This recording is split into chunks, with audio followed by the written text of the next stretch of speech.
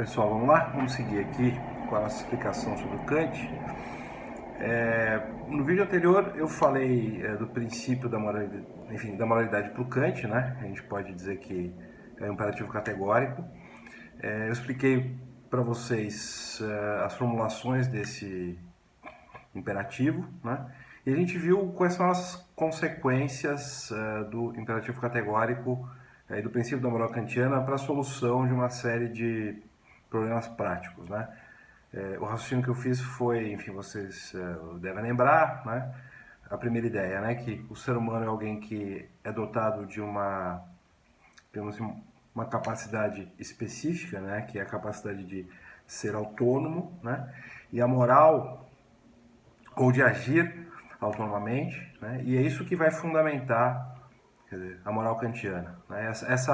Essa capacidade para a autonomia, né? Essa capacidade de agir moralmente pode ser expressa pelo imperativo categórico, né? Que a gente pode expressar da seguinte maneira, né? Trate a qualquer pessoa e a toda humanidade como um fim em si mesmo, né? Porque todos são seres racionais que merecem respeito e merecem respeito na sua condição de seres racionais. E a segunda formulação, que é uma outra maneira de dizer a mesma coisa a partir de um outro ponto de vista, né? Haja como se a máxima da sua ação pudesse ser transformada em uma lei geral para toda a humanidade. Né? Com essa formulação do imperativo categórico, eu posso testar situações práticas, né, e regras quaisquer para entender se elas são éticas ou não. E eu mostrei para vocês qual é a consequência disso, por exemplo, para a visão de contrato, né? Ou eu poderia também ter dado o exemplo do suicídio que o Kant usa na fundamentação da metafísica dos costumes. Ele diz, bom, o suicídio não é ético, né? Porque eu estou usando a mim mesmo como ser autônomo para minorar o meu sofrimento, né? Isso é um desrespeito a mim e é um desrespeito também a toda a humanidade, né? Se eu imaginar que é justificável que as pessoas se matem quando estão sofrendo, né? Também a ideia de que as pessoas têm que respeitar a sua autonomia e a autonomia dos outros se perde, né? Isso gera uma contradição performativa, enfim, como diria talvez o Habermas, né? Mas então, nesse vídeo aqui, bom, e aí as consequências, né, para a gente pensar as situações práticas, né, muda bastante a maneira como a gente analisa, né? No caso do contrato, a gente viu que para o Stuart Mill a questão contratual tem a ver com, né, tanto o cumprimento ou não do contrato, quanto eventualmente a regra que manda cumprir contratos ou descumprir contratos, vai ser avaliada em função da sua capacidade de gerar bem-estar para o máximo de pessoas possível naquele momento. E para o Kant, a ideia de contrato tem a ver com essa questão. Quer dizer, quando eu celebro um contrato, eu estou tratando a outra pessoa como um ser racional, dotado de vontade, e vice-versa. Né? E eu preciso respeitar essa vontade, porque assim eu estou respeitando essa pessoa como ser autônomo, e vice-versa. Essa pessoa também está me respeitando como ser autônomo. Nada impede que a gente repactue o contrato, por exemplo. Surgiu uma situação difícil, a gente repactua e fala, não, eu não vou cumprir desse jeito, eu cumpro de outra maneira, mas não seria ético de maneira nenhuma descumprir o contrato para o Kant, mesmo que isso vai gerar bem-estar coletivo, porque aí eu estaria atacando, né, o próprio princípio da moral, que é o princípio que eu posso expressar com a ideia de imperativo categórico, eu posso falar que está ligado à ideia de dignidade da pessoa humana, né? No vídeo de hoje, sei lá se é de hoje, enfim, né? Não sei quando vocês estão vendo isso. Eu vou tentar mostrar para vocês como é que o Kant fundamenta esse princípio. Veja, vou falar muito genericamente do texto Fundamentação à Metafísica dos Costumes, que é o momento em que o Kant fundamenta o seu princípio ético, né? E veja, nada substitui a leitura, tá, pessoal? Nada substitui a leitura. Se vocês leram o texto do Stuart Mill, Vocês viram como é interessante ver o modo como ele vai articulando os argumentos e, enfim, essa explicação que eu dou, na verdade, é uma tentativa de convidar vocês a lerem o texto e facilitar a leitura, porque eu vou dizer mais ou menos o que vocês vão enfrentar ali. Mas essa explicação, evidentemente, que não substitui a leitura, nada substitui vocês verem o autor desenvolvendo os seus próprios argumentos. Eu insisto um pouco nisso, porque são textos nada mais, nada menos do que geniais que a gente está lidando aqui, né? São textos de referência para a história da filosofia, para o direito, para a ética, enfim, há muitos anos, né? Então é importante conhecer os textos, além de conhecer um resumo das ideias do autor e os seus conceitos principais de uma maneira mais, enfim, digamos, dogmática, né? Também é importante compreender como o autor desenvolve o seu raciocínio, né? Porque isso faz com que vocês consigam perceber com mais detalhe a estratégia de fundamentação, né? Então, vou falar genericamente, né, como é que funciona a metafísica dos costumes, na esperança, na expectativa que vocês leiam o texto, né? Na expectativa que vocês leiam o texto. Um pouco, bom, a ideia do projeto de uma metafísica dos costumes, né, e a tentativa de encontrar uma lei para a moral, né,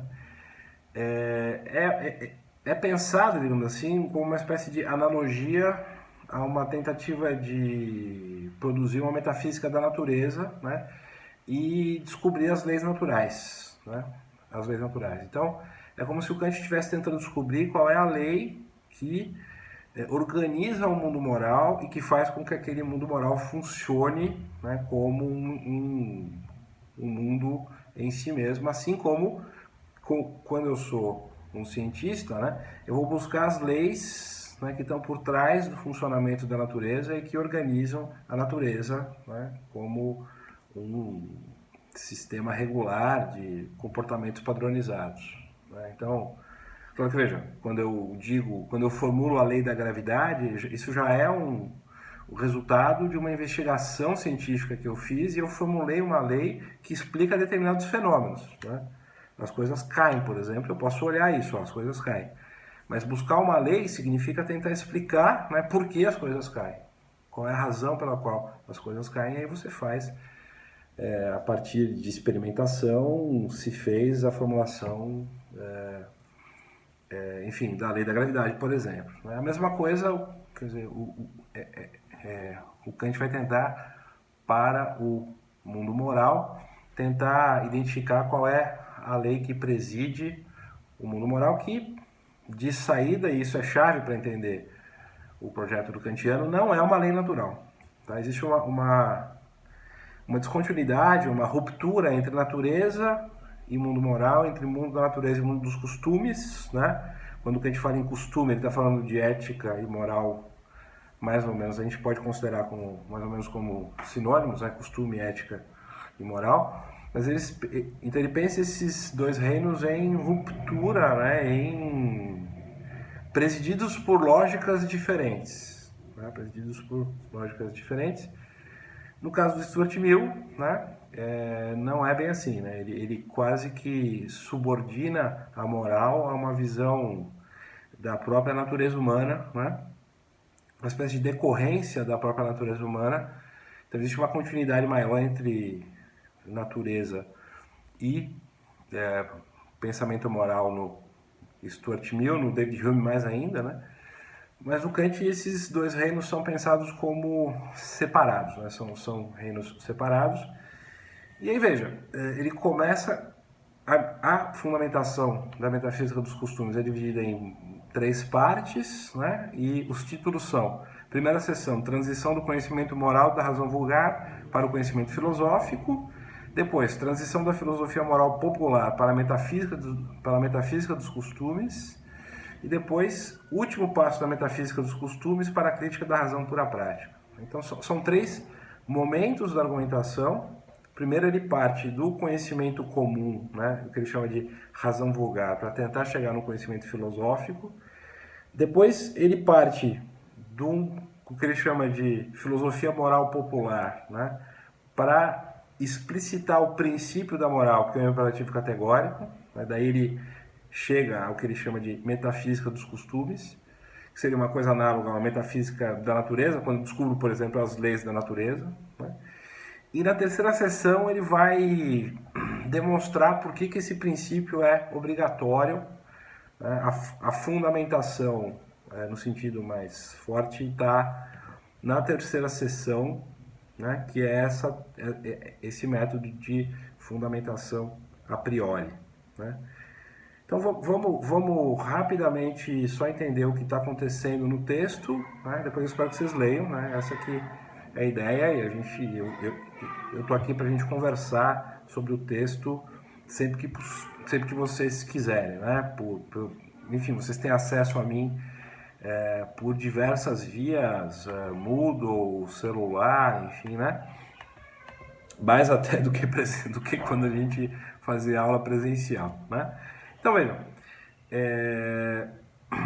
na primeira sessão, o que o Kant vai discutir é essa ideia, então ele discute nos termos da boa vontade. Ele diz, bom, existe uma coisa, enfim, eu vou ler aqui esse comecinho, né? Nesse mundo e até também fora dele, nada é possível pensar que possa ser considerado como bom sem limitação, a não ser uma só coisa, uma boa vontade. Discernimento, argúcia de espírito, capacidade de julgar e como quer que possam chamar-se os demais talentos do espírito ou ainda coragem, decisão, constância de propósito como qualidades do temperamento, são sem dúvidas a muitos respeitos coisas boas e desejáveis, mas também podem tornar-se extremamente más e prejudiciais se a vontade que haja de fazer uso desses dons naturais e cuja constituição particular por isso se chama caráter não for boa. O mesmo acontece pelos dons da fortuna, né? Então ele está dizendo, existe uma série de sentimentos, conhecimentos, enfim, que podem ser bons ou maus dependendo do uso que se faça deles, né? Dependendo do uso que se faça deles. Mas existe alguma coisa que a gente pode dizer que é uma boa vontade, que seria uma vontade boa em si mesma. E é esse bom em si mesmo que interessa para ele, né? Quando eu penso, por exemplo, quando eu penso em usar uma faca, né, eu posso usar a faca para o bem ou para o mal. Posso usar a faca para matar alguém, posso usar a faca para passar manteiga. Bom, se for manteiga no pão não vai dar para matar ninguém, né, porque tem a ponta redonda, mas enfim, posso usar a faca para cortar carne, enfim, etc, né? Então, o uso da faca depende da minha, enfim, da intenção ou da vontade que preside a pessoa. Então, o que ele quer pensar é uma vontade que seja boa em si mesma, né? Está aqui na página, deixa eu ver aqui, 23, né? A boa vontade não é boa por aquilo que promove ou realiza, pela aptidão para alcançar qualquer finalidade proposta, mas tão somente pelo querer. Isso é, em si mesma, e considerada em si mesma, deve ser avaliado em um grau muito mais alto do que tudo que por seu intermédio possa ser alcançado em proveito de qualquer inclinação, ou mesmo, se quiser, da soma de todas as inclinações. Então ele está dizendo, olha, está partindo do nosso conhecimento comum, popular, e dizendo, olha, existe uma coisa, enfim, quando eu pratico ações, né, eu pratico ações a partir de uma certa vontade, né? E essa vontade pode ser boa ou ruim, mas é possível pensar, né, na ideia de uma boa vontade, que é essa vontade boa em si mesma, né? Uma vontade que seja boa em si mesma porque ela não depende, né, da consideração das suas consequências, né? Ele diz adiante aqui, a utilidade ou a inutilidade nada podem acrescentar ou tirar esse valor. A utilidade seria apenas como se o engaste para essa joia pudesse ser manejado mais facilmente na circulação corrente ou para atrair sobre ela a atenção daqueles que não são ainda bastante conhecedores, não para recomendar aos conhecedores e determinar o seu valor. Então, a utilidade da boa vontade é um plus a mais, digamos assim, como se diz. É algo a mais que torna aquilo mais interessante, mais visível, mais vistoso, né, para quem não conhece a boa vontade, caso ela seja útil, mas ela tem um valor em si, né, independente das suas consequências ou da sua vontade, né? E é isso que o Kant vai dizer, né, que é característico de um ser dotado de razão. Quer dizer, essa capacidade para agir com uma boa vontade é característica de um ser dotado de razão. Ele diz aqui logo em seguida: ora, se no ser dotado de razão e vontade a verdadeira finalidade da natureza fosse a sua conservação, o seu bem-estar, numa palavra, a sua felicidade, muito mal ela teria tomado as suas disposições ao escolher a razão da criatura para a executora das suas intenções. Pois todas as ações desse ser têm de realizar nesse propósito, bem como toda a regra do seu comportamento lhe seriam indicadas com muito maior exatidão pelo instinto, e aquela finalidade obteria, por meio dele, muito maior segurança do que pela razão. E se ainda por cima essa razão tivesse sido atribuída à criatura como um favor, ela só lhe poderia ter servido para entregar a considerações sobre a feliz disposição da sua natureza, para admirar, alegrar-se com ela e mostrar-se por ela agradecida à causa benfazeja, mas não para submeter a sua direção fraca e enganadora a sua faculdade de desejar, né? Isso está aqui na página 24, né? O que o Kant está dizendo aqui é o seguinte, veja, essa capacidade de exercer a boa vontade, né? ou de se preocupar com a boa vontade, ou de raciocinar, enfim, de pensar, né, no que seria uma ação boa em si, é algo característico de um ser racional, né? Isso aparece nas preocupações humanas, né? E isso que, enfim, vai caracterizar o ser humano como ser humano e não a busca da utilidade. Ele vai dizer, não é a busca pela felicidade que caracteriza o ser humano, e sim essa capacidade de agir com boa vontade. Qual o argumento que ele usa aqui, que é o que eu estou pedindo para vocês discutirem na tarefa? Ele diz, olha, a razão, na verdade, ela só gera inconvenientes para as pessoas, né? Ele diz isso. Se, por alguma razão, Deus ou a natureza, né, quisessem que o homem,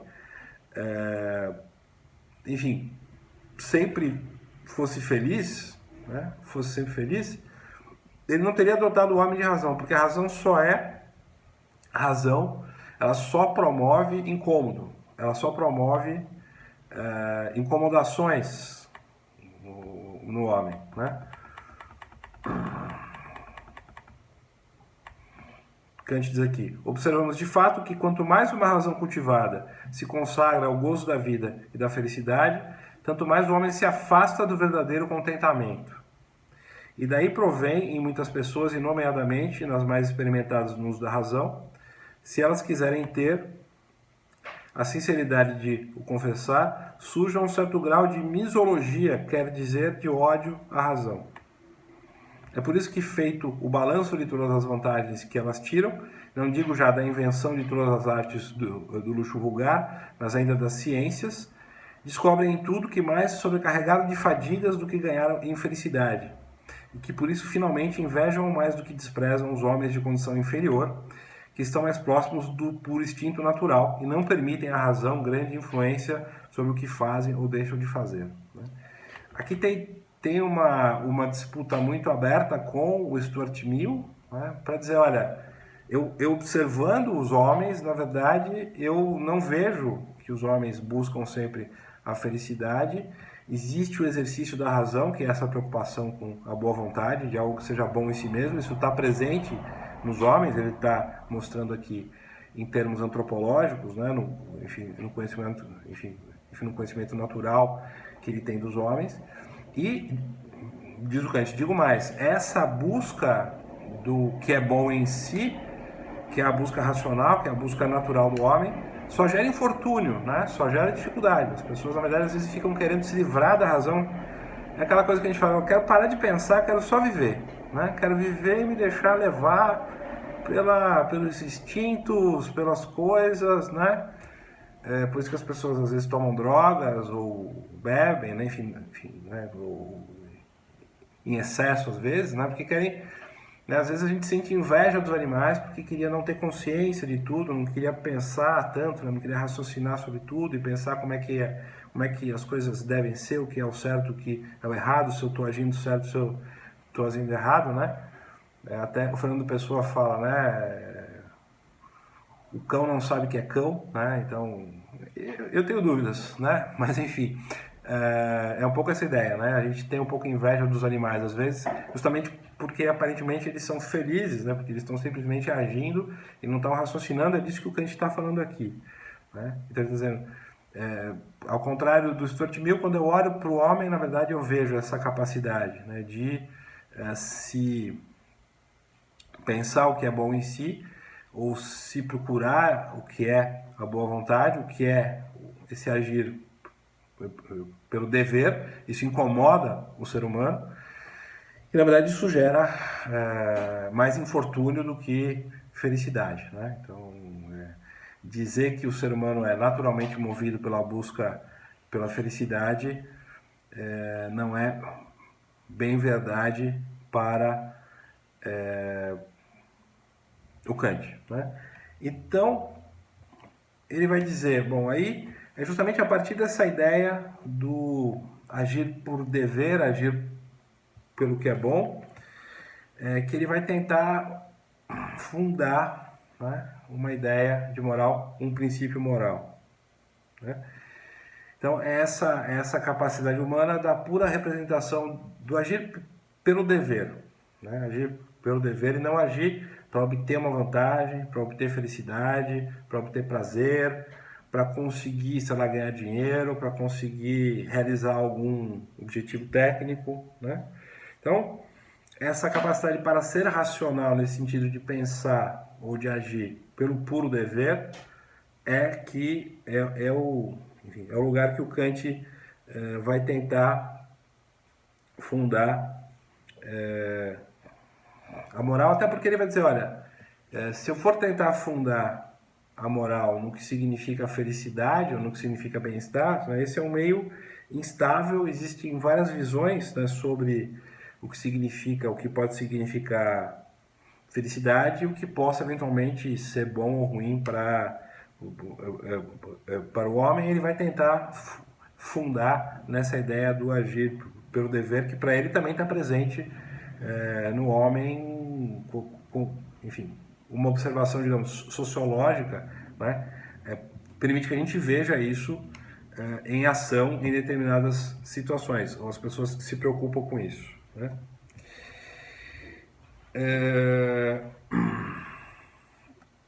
Aí, na segunda parte da fundamentação, ele vai tentar aí se desvencilhando, né, dessas observações empíricas que ele fez na primeira parte, sobre como o homem é na natureza, enfim, como ele funciona, a presença antropológica, né, dessa ideia de dever.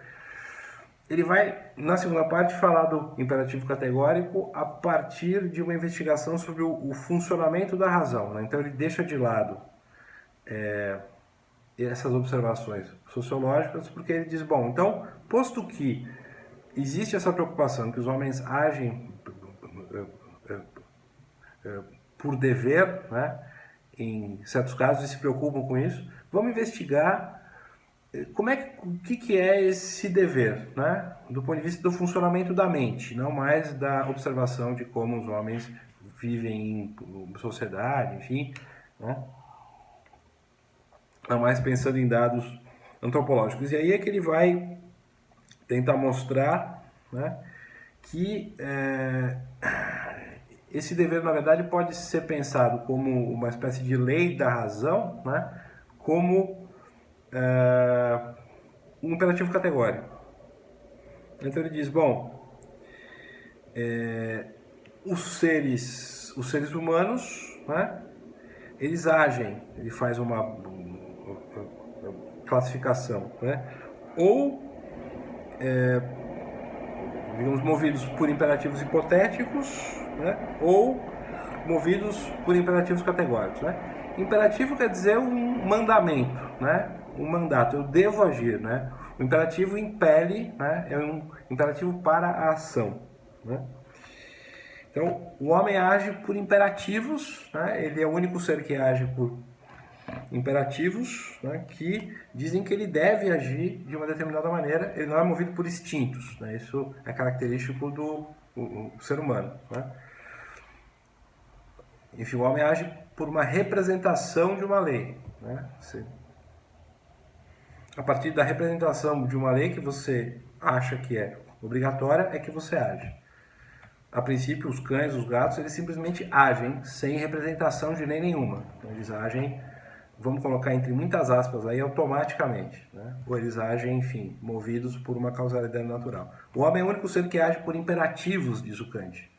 É isso que explica o fato dele se preocupar com a ideia de dever, né? Na primeira parte, ou ele agir conforme deveres. Então ele age por imperativos, que são essas representações de uma lei como lei obrigatória. E aí ele fala, bom, existem dois tipos de imperativos hipotéticos e os imperativos categóricos, né? O que são os imperativos hipotéticos, né? São aqueles imperativos, né, em que eu ajo para obter um fim que é externo a mim, né? Por exemplo, as regras para construir uma mesa ou para construir uma cadeira, todas as técnicas, né? Eu ajo para obter um determinado fim, que é construir uma boa cadeira, construir uma boa mesa, né?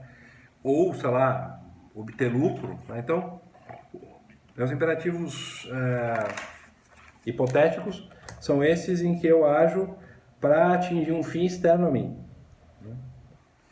Agora, os imperativos categóricos, né, são aqueles imperativos que eu ajo pela mera representação do dever, né? São aqueles imperativos que visam o essencialmente bom, né, em que eu ajo porque aquilo é bom em si mesmo, né? A sua obrigatoriedade não reside, né, em se obter nenhum fim externo, não reside em eu obter lucro porque eu agi conforme aquelas regras. Enfim, eu tenho regras de como funciona o mercado financeiro, que eventualmente se eu seguir aquelas regras eu ganho dinheiro. Não significa, né, que eu vou construir uma boa mesa, né? Quando eu falo de imperativos categóricos, eu não estou falando de técnicas ou de ações, digamos, pragmáticas, né, para obter um certo fim. Eu estou falando de uma necessidade incondicionada, né, de agir conforme aquela lei, porque ela deve ser assim, né, porque ela é obrigatória. É a simples representação do fato dela ser obrigatória, né, essencialmente obrigatória, porque ela visa o que é o bem, ela visa o bom, né? E aí justamente o que ele mostra, né, é que esse caráter da obrigatoriedade do imperativo categórico, o fato, né, quer dizer, a obrigatoriedade dele vem do fato justamente, né, de que na sua formulação, né, sobre a qual eu já falei, né, é a seguinte, isso está na página 59, né? Haja apenas segundo a máxima tal que possas ao mesmo tempo querer que ela se torne lei universal, né? Então essa é a lei do mundo moral, digamos assim, que seria equiparável a uma lei da natureza, né, que o Kant elabora, né, explicita quando ele fala dos imperativos categóricos, né? Haja apenas segundo a máxima tal que possas ao mesmo tempo querer que ela se torne uma lei universal. Isso ele deriva do próprio funcionamento da razão, a partir dessa distinção entre imperativos categóricos e imperativos hipotéticos. E ele está dizendo, olha, eu consigo ver isso no funcionamento da razão humana. Às vezes os homens agem, por exemplo, usando uma técnica para construir uma mesa. Às vezes os homens agem a partir de conselhos da prudência para obter um fim, uma finalidade pragmática. E muitas vezes eles agem porque eles acham aquilo certo, porque eles acham aquilo correto, porque eles acham que aquilo é bom em si mesmo, né? E esse bom em si mesmo reside, né, justamente nesse caráter universal do imperativo categórico, que pode ser expresso assim, né? Haja apenas segundo a máxima tal que possa ao mesmo tempo querer que ela se torne lei universal. E eu já expliquei no vídeo anterior mais ou menos como isso funciona, né? Kant aqui no texto dá exemplo do suicídio, do empréstimo, do contrato, da busca por prazer, né? E a questão de ajudar os outros, né? Ele dá esses 4 exemplos, ele explica como o imperativo categórico funciona, e aí ele dá a solução para esses 4 casos, que eu não vou detalhar aqui, senão a gente vai fazer um vídeo de 2 horas, né? Então, esse imperativo categórico para ele é um valor absoluto, expressa um valor absoluto, né? Porque justamente eu não trato ninguém como coisa, eu trato todo mundo como um ser autônomo, capaz de raciocínio e de ação e merecedor de respeito em si mesmo, né? E por isso a ideia de que a partir de uma visão do imperativo categórico, todo ser humano tem que ser visto como um fim em si mesmo, né? Quando eu estou falando de imperativos hipotéticos, né, eu estou falando de ações pragmáticas ou ações técnicas em que eu vou usar, né, as pessoas e as coisas para obter um certo fim. Mas esse tipo de imperativo não é capaz de fundar a moral como algo que se pense como obrigatório e como dotado de valor em si, né?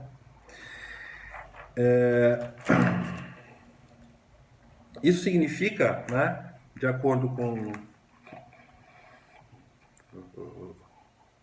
o Kant, né, essa é uma ideia um pouco mais difícil de vocês compreenderem, né, que a vontade é uma espécie de legisladora universal, né, que ao mesmo tempo é capaz de dizer quais são as regras universalmente válidas para si e do ponto de vista também de toda a humanidade, se eu pensar nos termos do imperativo categórico, né? Porque se eu respeitar o imperativo categórico ou se eu agir de acordo com, quer dizer, o imperativo categórico, e nem sempre isso acontece, o Kant sabe disso, né? As pessoas se deixam levar pelas inclinações, se deixam levar pelo interesse pessoal, mas existe, né, essa consciência em quem investigou no filósofo, né, que investigou a moral, de que, né, a moral não pode ser pensada como algo que tem a ver com a sensibilidade ou com os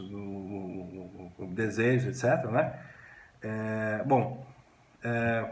Então, quando eu ajo de acordo com o imperativo categórico e eu penso conforme o imperativo categórico, eu sou capaz de dizer quais são as leis, né, morais, ou o que, enfim, qual é o curso de ação ético e o curso de ação não ético, tanto para mim quanto para a humanidade inteira, porque todos os seres racionais, para o Kant, seriam capazes de fazer esses raciocínios desde que estudassem, investigassem, saíssem do senso comum da razão vulgar, né, como ele mostra na fundamentação da metafísica dos costumes. Então ele diz, bom, isso está embutido na própria razão, e se eu pensar assim, portanto, eu nunca vou entrar em contradição, eu nunca vou entrar em contradição comigo mesmo, né? Aí na terceira parte, que é um ponto mais interessante, enfim, para a gente, enfim, tem outras coisas interessantes ali para a gente discutir. O que o Kant faz na terceira parte? Ele vai tentar demonstrar por que o imperativo categórico é obrigatório, digamos assim. Por que ele é, então, né? Por que é obrigatório seguir esse imperativo? E aí ele vai apresentar uma prova que é a tal da prova a priori, que não é tão fácil assim da gente compreender. Isso vai exigir que vocês leiam várias vezes e pensem bastante sobre o assunto, né? Vou tentar explicar em poucas palavras aqui para vocês, né? Então veja, na primeira parte ele identifica no homem o dever, a ação da boa vontade, a ação por o dever como um dos elementos importantes da vida humana. Mostra que essa consciência racional gera mais incômodo do que felicidade, mas ela pode nos levar a uma fundamentação firme para a moral, justamente porque ela independe das coisas empíricas, né, e da felicidade ou da busca da pura felicidade, porque ela é uma ação boa em si.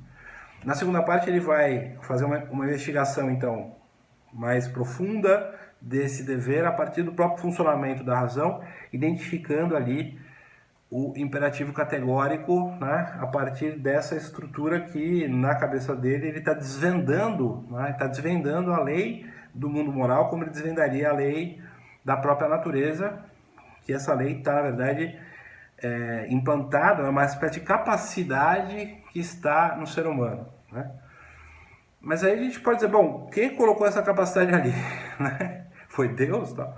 Né? Por que é obrigatório seguir essa capacidade? Por que essa capacidade funda, então, o dever de agir conforme ela mesma? Né? De onde que veio isso? O que o Kant vai dizer na terceira parte é algo mais ou menos assim. Veja, a gente precisa seguir o imperativo categórico porque é isso que nos caracteriza como seres humanos. O que nos caracteriza como seres humanos é sermos seres livres e não sermos seres movidos pela causalidade natural, né? Um cachorro, um gato, um animal de inteligência inferior, ele se move movido por uma causalidade natural. Ele não age por imperativos, ele não age a partir de leis, ele simplesmente age. Nem sei se ele sabe se está ou não agindo, ele vai fazendo as coisas.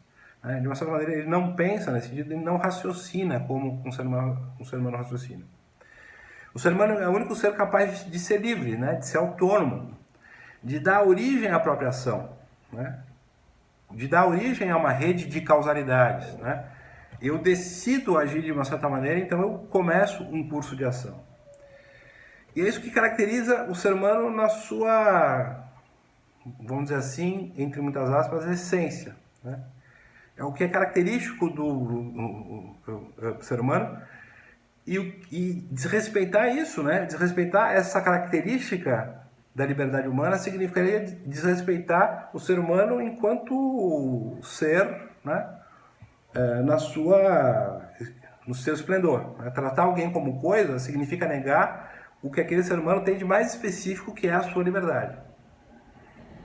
Então, se eu desrespeito o imperativo categórico, na verdade eu estou desrespeitando a minha própria humanidade e a humanidade dos outros em mim, né? E se eu estiver desrespeitando os outros, enfim, e vice-versa, né? É um desrespeito geral a essa liberdade, porque, veja, isso que é característico do ser humano e que distingue, né, o mundo sensível do mundo inteligível, né? Mas quem que fez as coisas assim? Por que as coisas são assim? Por que a gente, né, enfim, por que dá para fazer essas distinções? Aí o Kant diz, veja, isso aí é um limite para a investigação filosófica.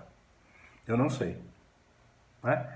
Dar um passo para além disso é dar um passo no escuro, porque eu não sei por que exatamente que tudo surgiu dessa maneira, mas o que eu posso dizer a partir da investigação da razão humana, desde a sua manifestação enfim, na vida comum, passando por uma investigação do funcionamento da mente, né? Passando de uma concepção do que seja o ser humano na sua característica mais essencial, digamos assim, ou na sua, enfim, vamos evitar essencial, né? Nas suas características mais básicas, né? É justamente essa capacidade para a autonomia e essa capacidade para a liberdade, né? Sem essa ideia de moral que o Kant está elaborando aqui, ele diria, não dá para pensar o ser humano como ser humano. O ser humano vai ser pensado como mera coisa. E aí eu entro em contradição, porque afinal o ser humano é justamente alguém que age com liberdade. Então, é uma espécie de prova quase circular, né? Mas no sentido de que ela atinge uma estrutura fundamental do modo de pensar. Na cabeça do Kant ele está atingindo, né, ele está elucidando, né, o modo de funcionamento do pensamento e do modo de funcionamento das leis naturais. Ele está desvendando, digamos assim, a ordem que está por trás do universo físico e do universo mental, e não dá para negar isso. É assim que as coisas funcionam, né? É assim que, enfim, as coisas funcionam. Essa capacidade racional e esse modo de pensar, essa estrutura de pensamento moral está, digamos, é característica do ser humano, e negar isso significa negar a sua essência como ser humano, né? Isso é prévio a qualquer definição, né? A qualquer definição do que seja moral e do que seja, quer dizer, a natureza, né? Então, enfim, de novo, né? Precisa de mais tempo de leitura, vocês precisam se assenhorear mais do texto, né? Mas essa prova é a priori, digamos assim, porque ela atinge o limite, né, do conhecimento humano, né? Ela atinge o limite do que é possível pensar. O que a gente diz, para além disso eu não sei, né? Para isso eu não sei. Eu só consigo mostrar como a racionalidade funciona nas suas diversas modalidades, mundo moral, mundo natural, né, enfim, e o mundo do juízo ali, que é outra discussão para o Kant. E isso é o que eu posso fazer de mais essencial. Então eu estou desvendando, né, o funcionamento da razão humana e do modo de funcionar dessa razão, que está para além, né, então, do mundo empírico, né? Porque ela é, na verdade, uma capacidade, enfim, essencial, digamos assim, ou fundamental do funcionamento da razão, né? Então, a liberdade é isso. Caracteriza o ser humano como ser humano. Então, de novo, bom, eu encerro por aqui. Eu tentei mostrar para vocês o que vocês vão encontrar no texto, mas insisto, né? Essa explicação não substitui a leitura, ela é um convite à leitura, né? É um convite para vocês acompanharem o Kant nessa marcha de raciocínio, né? E a gente volta a esse assunto ainda, né, depois da primeira prova, que eu ainda vou falar um pouquinho das visões da ética. Eu quero falar um pouquinho do Habermas e falar um pouco da ética do cuidado, e um pouco das críticas que se faz ao Kant e quais são as soluções que se dá, né? Por exemplo, o Habermas, ele é um autor kantiano, mas ele não vai buscar essa via de fundamentação que o Kant usa. Ele não vai dizer, olha, eu tô aqui tentando desvendar o modo de funcionamento da razão humana e as várias formas, as várias capacidades de pensamento humano. Ele vai usar uma outra maneira de fundamentar a ética dele, que é a partir do uso da linguagem, né? Porque ele acha muito temerária essa ideia de pensar numa espécie de natureza humana essencial, ou de uma espécie de característica humana essencial, né?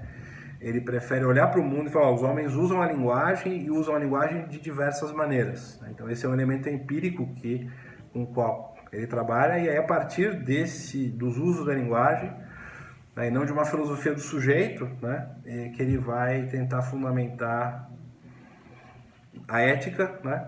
E aí a gente vê isso na segunda, enfim, depois da primeira prova. Tá bom, pessoal? Então vamos ficando por aqui. Sei que o texto é difícil, insisto, mas, né, vale a pena gastar um tempo com ele, se esforçar um pouco para compreender o que está sendo dito aqui, porque, digamos, a gente está diante de uma das obras fundamentais para o pensamento ocidental e referência tanto para quem concorda quanto para quem discorda, tanto para quem segue ou para quem critica. Tá bom? É isso então, até mais, a gente se vê no próximo vídeo e nas aulas ao vivo, enfim. Adiante, tchau.